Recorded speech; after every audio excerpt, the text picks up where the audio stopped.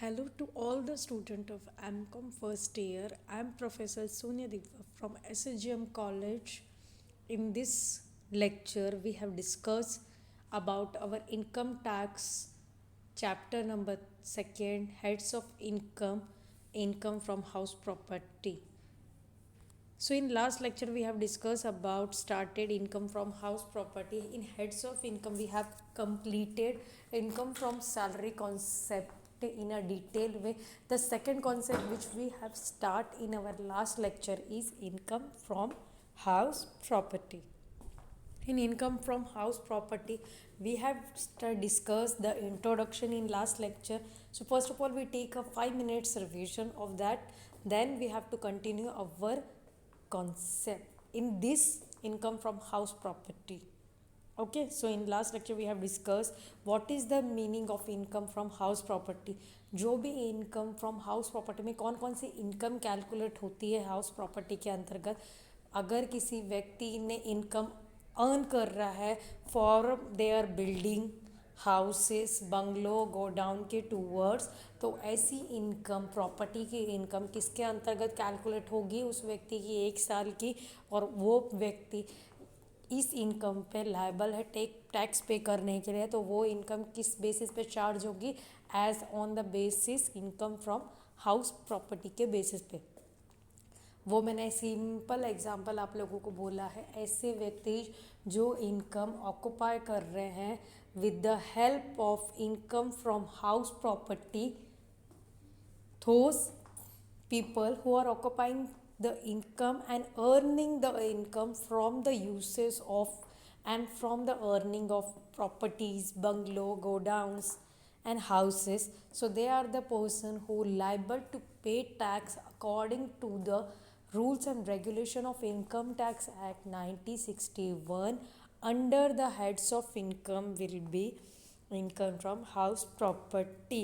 सो ऐसे व्यक्ति अपनी प्रॉपर्टी के ऊपर इनकम पे करेंगे, टैक्स पे करेंगे अपनी इनकम के ऊपर, और ये व्यक्ति अपनी अगर आपने सपोज किसी को अपने प्रॉपर्टी को यूज़ करने के लिए दिया है एज एन मतलब भाड़े से आपने अपना घर दिया है, आपका प्रॉपर्टी है, वो घर आपने रेंटेड बेसिस पे दिया गया है, तो ऐसे व्यक्ति वो अगर बहुत ज़्यादा समय तक के लिए उस प्रॉपर्टी को यूज़ कर रहा है तो वो एज एन ओनर भी एलिजिबल है to pay tax on that property.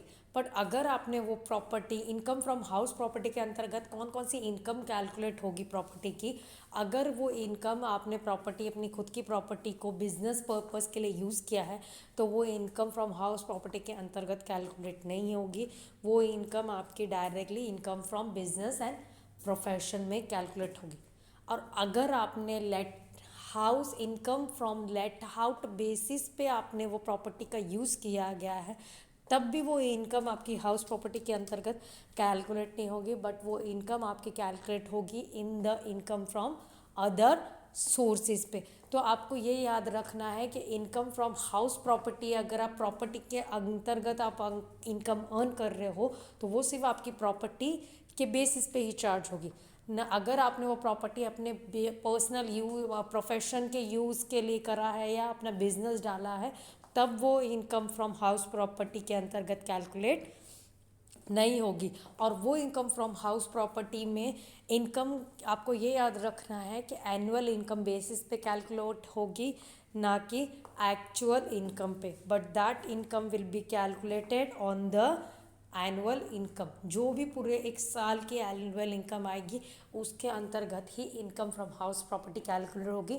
ना कि वो एक्चुअल इनकम जो उस हाउस की एक्चुअल इनकम है उसके बेसिस पे नहीं, पर जो वो इनकम अर्न कर रहे हैं on the annually basis, that income will be calculated in income from house property. So in और ये सारे वो हम लोगों ने देखे कि जो भी लैंड और apartment scope of income from house property का किसके अंतर्गत हमने क्या देखा कि ऐसे जो गवर्नमेंट को टैक्स अगर इनकम फ्रॉम हाउस प्रॉपर्टी के बेसिस पे अगर आप पे कर रहे हो तो वो टैक्स आपको अपनी प्रॉपर्टी के एक्चुअल इनकम पे कैलकुलेट नहीं करना पड़ेगा, एक्चुअल रेंट जो आपने रिसीव किया गया है उसके बेसिस पे नहीं, but the total annual income पे आपको टैक्स पे करना पड़ेगा. अगर आपने अपना लैंड या अपनी जगह अपार्टमेंट वगैरह किसी को भाड़े पे भी दिया गया है, तो you are liable to pay a tax on the annual income, not a actual rent income. And then though person, मतलब जो भी व्यक्ति अगर रहेगा प्रॉपर्टी के ऊपर टैक्स पे करे, इनकम फ्रॉम हाउस प्रॉपर्टी के अंतर्गत जो व्यक्ति असीसी आ रहा है, वो पर्टिकुलरली असीसी मतलब क्या, ओनर होना चाहिए उस प्रॉपर्टी का।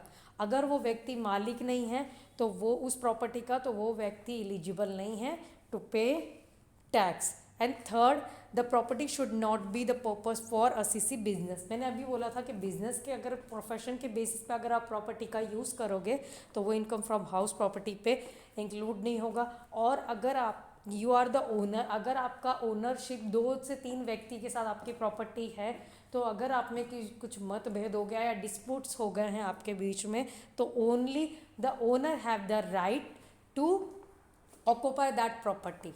तो वो सिर्फ ओनर के पास राइट है कि वो उस प्रॉपर्टी को, डिस्प्यूट्स को सॉल्व कर सकता है और उस मैटर की प्रॉपर्टी पे अपनी राइट्स इन्वॉल्व कर सकता है, ना कि कोई अलग व्यक्ति। और कोई भी दूसरा व्यक्ति पे नहीं करेगा to pay tax, only the owner will solve that matters. And then अगर आपने अपनी प्रॉपर्टी को लेट आउट बेसिस पे, मतलब रेंटल बेसिस पे अगर दिया गया है, तो मैंने अभी बोला था, तो अगर आपने अपनी प्रॉपर्टी को फॉर अ बिजनेस अगर दिया गया है, तो अगर आप ओनर है उस प्रॉपर्टी के और वो बहुत समय तक के लिए प्रॉपर्टी आपने किसी भी व्यक्ति को दिया गया है, so you are the owner who have to pay the tax according to the rules and regulation as per income tax act 1961। And the income, मैंने अभी बोला था, इफ़ यू हैव प्रोफेशन के लिए यूज़ करो और सबलेटिंग के ऊपर बेसिस पे यूज़ करो, तो ये इनके हेड्स के अंदर ही चार्ज होगा, ना कि इनकम फ्रॉम हाउस प्रॉपर्टी पे। Then ownership of house property भी मैंने आप लोगों को बोला कि एक व्यक्ति को ओनरशिप ऑफ हाउस प्रॉपर्टी किस बेसिस पे अर्न करनी पड़ती है, किस बेसिस पे मिलती है। इफ़ द लैंड, मतलब अभी मैंने बोला था, अगर कोई व्यक्ति, आपने किसी घर रहने के लिए भाड़े पे अपना घर दिया है और वो कंस्ट्रक्शन आपने खुद ने की है और आपने उसको लीज बेसिस पे दिया गया है, भाड़े से दी गई है अपनी प्रॉपर्टी पे, और वो व्यक्ति बहुत ज़्यादा समय तक के लिए वो प्रॉपर्टी को ऑक्यूपाई कर रहा है, so that are the person who will be taken as an owner. तो उस व्यक्ति को क्या दी जाएगी, डायरेक्टली उस प्रॉपर्टी की ओनरशिप दे दी जाएगी कि हाँ आप टैक्स पे कर सकते हो, बिकॉज अब काफ़ी समय से आपने इस प्रॉपर्टी को ऑक्यूपाई कर रखा है और you are paying the whole amount of taxes, so that person who also we call in our taxation language the owner of the property। अगर आपने अपनी प्रॉपर्टी मॉर्गेज के ऊपर भी दी गई है, तो जो मॉर्गेजर रहेगा वो भी है उस प्रॉपर्टी का क्या कहलाया जा सकता है, the owner of that property. If the property, अगर आपने खुद ने वो प्रॉपर्टी कंस्ट्रक्ट करी है एज एन पार्टनरशिप फर्म, तो जो तीनों व्यक्ति रहेंगे, अगर पार्टनरशिप फर्म में 3 लोग हैं, उन्होंने वो कंपनी को स्टार्टअप किया गया है और उस कंपनी का पूरा कंस्ट्रक्शन बनाने में जितना पैसा लगा है वो तीनों पार्टनर्स ने डिस्ट्रीब्यूट किया है, तो वो सारे तीनों पार्टनर्स क्या रहेंगे, they are will be the owner of that property and the purpose। so ये सारे व्यक्ति क्या हैं, इनके पास राइट है on behalf of owner. Okay, so ये सारे क्या है, व्यक्ति ओनरशिप अगर प्रॉपर्टी के ऊपर अपनी मालिकता दिखा सकते हैं अपना मालिक पर। अगर कोई प्रॉपर्टी का वो ओनर भी नहीं है, अगर वो, तो वो उस प्रॉपर्टी को ऑक्यूपाई ज़्यादा समय तक के लिए अगर कर सकते हैं या कंस्ट्रक्शन में खुद उन्होंने बनाया है, तो ये व्यक्ति क्या है, टू ऑक्यूपाई दैट प्रॉपर्टी, मतलब ऑक्यूपाई नहीं, they have their right to occupy the majority of ownership of that property on behalf of the real owner. तो ऐसे व्यक्ति क्या कहलाए जाएंगे, they have the rights to use the property and make the ownership of that property. तो ये हम लोगों ने डिस्कस किया था in last lecture. And deemed owner, deemed owner के बारे में शॉर्टकटली मैं बोलूँगी आपको, इसके ऊपर हमने बहुत ज़्यादा डिटेल में डिस्कस किया रहा था लास्ट लेक्चर में। A person who transfer his property, मतलब अगर कोई व्यक्ति अपनी प्रॉपर्टी ट्रांसफ़र कर रहा है without taking any consideration to other members, मतलब अगर एक व्यक्ति अपनी प्रॉपर्टी ट्रांसफ़र कर रहा है किसी का भी मत जाने बिना या मत लिए बिना, अपनी प्रॉपर्टी किसको ट्रांसफ़र कर रहा है, अपनी बेटी को या अपनी वाइफ को या अपने कोई चाइल्ड को, तो उसको अगर वो प्रॉपर्टी किसी की भी कंसिडरेशन के बिना पे अगर वो प्रॉपर्टी उनको ट्रांसफ़र करता है, तो वो व्यक्ति क्या कहलाया जाएगा, उस प्रॉपर्टी का deemed owner. That person who call up the deemed owner or deemed assessee कहलाया जाएगा of that property, because he or she will be transferred that property without taking any consideration of other members, and they have to transfer that property income from house property. अपनी घर की property transfer कर रहा है without taking consideration उसकी family से to his wife. अगर वो व्यक्ति अपनी वाइफ से भी जाने बिना वो प्रॉपर्टी उसके कंसिडरेशन के बिना पे भी वो प्रॉपर्टी ट्रांसफ़र कर रहा है अपने बच्चे के नाम पे, तो वो व्यक्ति क्या कहलाया जाएगा, बच्चे में या चाइल्ड हो गया या किसी भी थर्ड पार्टी हो गई, तो वो व्यक्ति क्या कहलाया जाएगा, he should be call up, और ही और शी दोनों अगर होंगे so they can be call up a deemed assessee and the deemed owner of that property. Okay, then हम लोगों ने डिस्कस किया था कि income from house property charge up होगा ऑन एन एनुअल वैल्यूज़ के और एनुअल इनकम के ऊपर.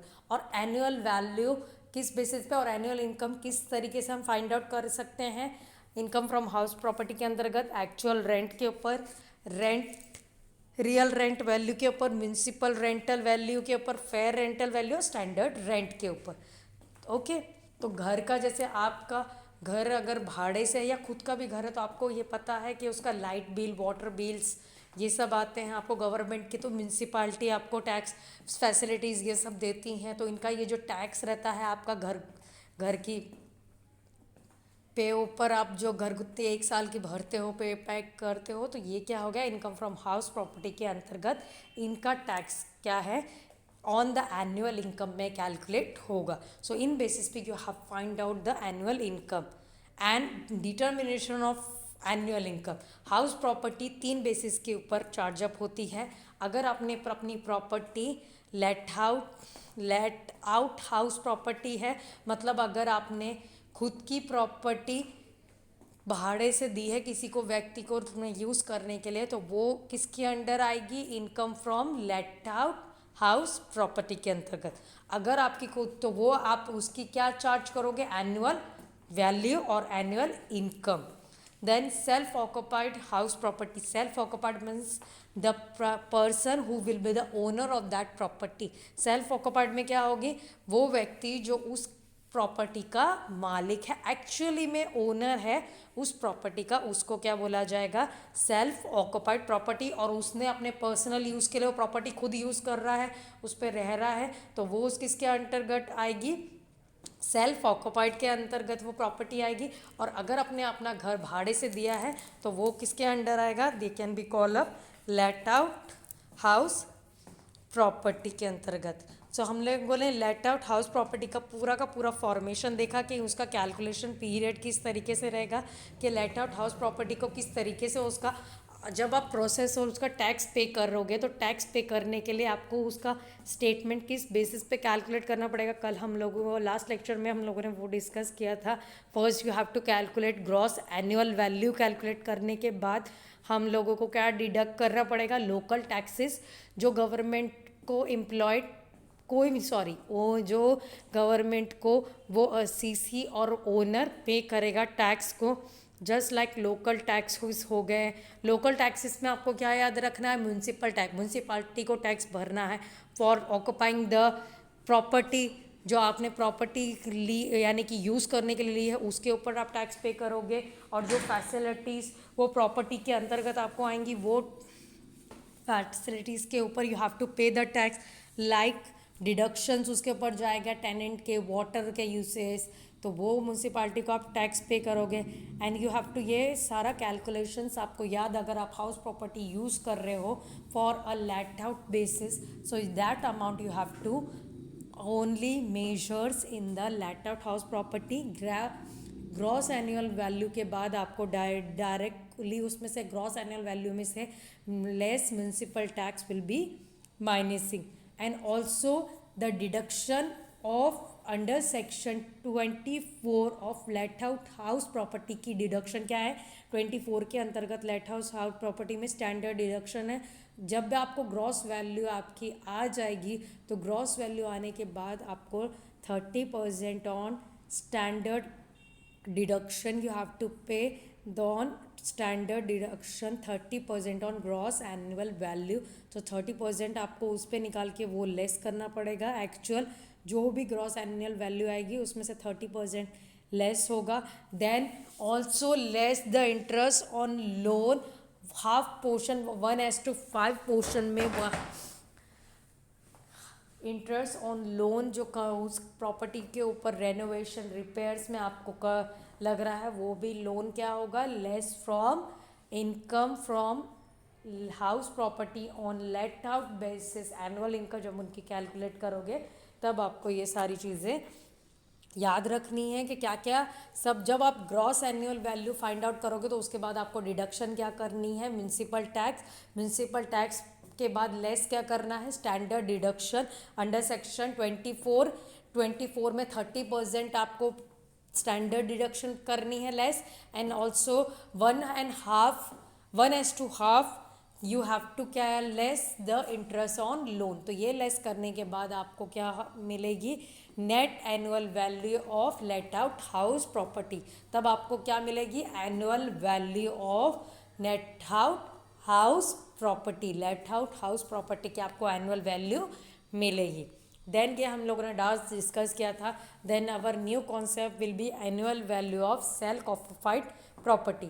सेल्फ ऑक्युपाइड प्रॉपर्टी मैंने आप लोगों को सीरियसली लास्ट में बोला था, जो भी प्रॉपर्टी है जो आपकी खुद की अगर प्रॉपर्टी है, वो घर अगर आपका suppose to be your you have house और वो घर आप अपने पर्सनल यूज़ के कर रहे हो और आप उसकी प्रॉपर्टी के खुद मालिक हो, तो वो आप you are will be the self owner of that property. तो वो व्यक्ति क्या है, गवर्नमेंट को एनुअल वैल्यू जो रहेगी उसकी एनुअल वैल्यू क्या रहेगी, थोड़ी बहुत रिड्यूस रहेगी as comparative to let out house property. Because let out house property किस बेसिस पे आएगी, क्योंकि अगर आप सेल्फ ऑक्युपाइड आपकी खुद की प्रॉपर्टी है और आपने खुद यूज़ करने के लिए ली है, so you will be the owner. तो आपको उसका रेंट पे करने की ज़रूरत नहीं है, आपको उसका कुछ यानी कि टेनेंट वगैरह, you are not will be the tenant, you are not be there lessor of that property. तो आपको रेंट पे करने की ज़रूरत नहीं है, आपको फर्नीचर का कॉस्ट पे करने की ज़रूरत नहीं है. Municipal tax okay, municipal tax तो सेल्फ ऑक्युपाइड प्रॉपर्टी को भी पे करना पड़ता है, बट यहाँ पर क्या है, ओनर को यानी कि रेंट पे करने की ज़रूरत नहीं पड़ती, क्योंकि वो क्या रहेगा, दे हैव द राइट्स, मतलब more than they have the owner, because more than the one house they can claim is to be self occupied property.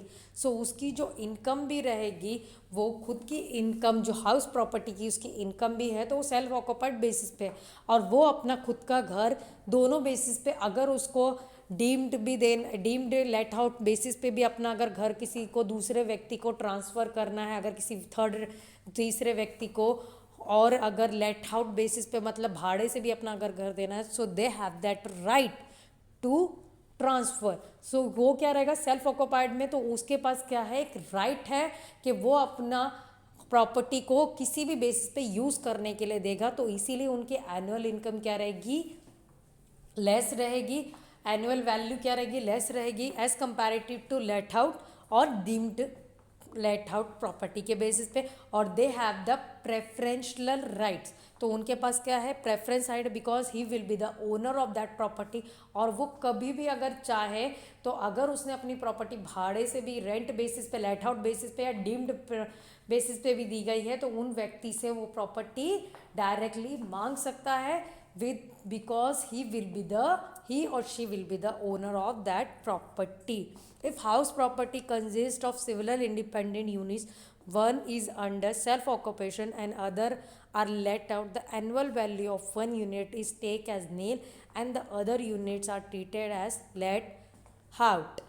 Okay, अगर हाउस प्रॉपर्टी सिवरल बेसिस पे, सेल्फ ऑक्युपाइड बेसिस पे वो उसकी खुद की property है, okay, तो वो फर्स्ट ऑफ ऑल जो एक वैल्यू ऑफ यूनिट रहेगी, जैसे सेल्फ ऑक्युपाइड अगर खुद का है तो दोनों बेसिस पे वो चार्ज कर सकता है, उसकी इनकम कैलकुलेट कर सकता है. लेट आउट के लिए भी दी गई है, तो एक जो यूनिट क्या रहेगी, दो अगर सेल्फ ऑक्यूपाइड, अगर आप हाउस प्रॉपर्टी को दोनों बेसिस पे कैलकुलेट, अगर उसने खुद का भी यूज़ कर रहा है घर और भाड़े से भी उसने घर अपनी दूसरी प्रॉपर्टी को दिया गया, तो एक साइड उसकी जो रहेगी वो क्या रहेगी, उसके एनुअल इनकम में जब वो कैलकुलेट करेगा अपनी हाउस प्रॉपर्टी की टोटल इन एनुअल इनकम, तो एक यह साइड क्या रहेगी एनुअल इनकम की, नील रहेगी, और दूसरी साइड जो रहेगी उसकी प्रॉपर्टी की इनकम की, वो क्या शो करेगी, दे can B show the let out basis के ऊपर। तो लेट आउट बेसिस के ऊपर रहेगी, तो वो सिर्फ कैलकुलेट बेसिस पे रहेगी, बाकी first the property will be also called on nil basis. If the property is partially let out and the partially self occupied and if the units are inseparable, then it is treated as one house and no benefit of self occupation is given। अगर partially उसने late out basis पे अपनी property दी है और partially उसने खुद वो property को, मतलब आधी प्रॉपर्टी वो खुद के यूजेस के लिए ले रहा है and half property he use for a rental basis, तो उसके पास कोई बेनिफिट नहीं है उसको बोलने का कि that he should be occupies selfly, because उसने अर्धा पोर्शन में दिया, they have to give the half portion of that property to given for the purpose of let out, and then half portion he has to given on a let out basis, so he will not be properly have that right to give as the owner of that property. So lastly, if the house property is let out for part of the year and self occupied for a part of the year, then the whole property is treated to as let out and no benefit of self occupation is given. And however the actual rent is taken only for the number of month and the house property is actually let out. if अगर वो house property उसने आधे साल के लिए for a rental basis पे allot किए गई है कोई व्यक्ति को, और वो आधे साल के लिए वो खुद उस प्रॉपर्टी को यूज़ कर रहा है एज एन ओनर, तो उस व्यक्ति के पास होल प्रॉपर्टी की वो जो पूरी प्रॉपर्टी है, आधा घर वो जो होगा, तो वो किसके बेसिस पे ट्रीटेड किया जाएगा, कैलकुलेट किया जाएगा and the basis of let out house property. So they have not taken any self occupied property right, तो मतलब उस पर वो अपना हक नहीं जमा सकता, मालिकता नहीं जमा सकता, बिकॉज वो प्रॉपर्टी जब इनकम फ्रॉम कैलकुलेट होगी तो वो इनकम कैलकुलेट किस बेसिस पे होगी, of an let out house property के बेसिस पे। देन इसका फॉर्मेशन कैलकुलेट करने के लिए वो हम लोगों ने सेम प्रोसीजर है, ग्रॉस एनुअली फाइंड आउट करनी पड़ेगी and gross annual value calculate करने के बाद they have to deduct under section 24 के अंतर्गत self occupied house property. Only one deduction is occupied allowed for self occupied property 1:5 pre construction interest. So उन लोगों को सेल्फ ऑक्यूपाइड प्रॉपर्टी पे 1:5 सिर्फ एक डिडक्शन पे करनी पड़ेगी, सिर्फ प्री कंस्ट्रक्शन इंटरेस्ट पे करना पड़ेगा 1:5 एंड इंटरेस्ट ऑन लोन उनको लिमिट दी गई है 30,000 rupees on interest on loan they have to calculate on the basis. अगर maximum limit of interest on loan उन पे क्या कंस्ट्रक्शन के लिए दिया गया है, so 1,50,000 on the maximum limit have to pay. So income from house property के अंतर्गत ये सारे डिडक्शंस होंगी।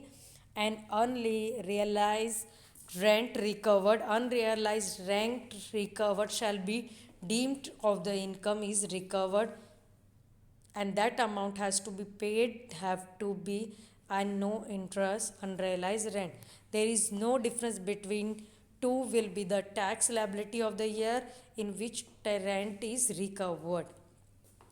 जब आप दो इनकम्स को मेजर करते हो, रेंट को मेजर करते हो, तो अनरियलाइज रेंट क्या रहता है, जो प्रॉपरली यूटिलाइज नहीं हो पाता, तो they have to be cover in a recovered on a unrealised rent recovered basis. There will be no different basis of rent recover. And third है इनकम फ्रॉम हाउस प्रॉपर्टी के अंतर्गत आएगा deemed to be let out house property and under section 23(4). First of all, I will read that, then I give you the explanation.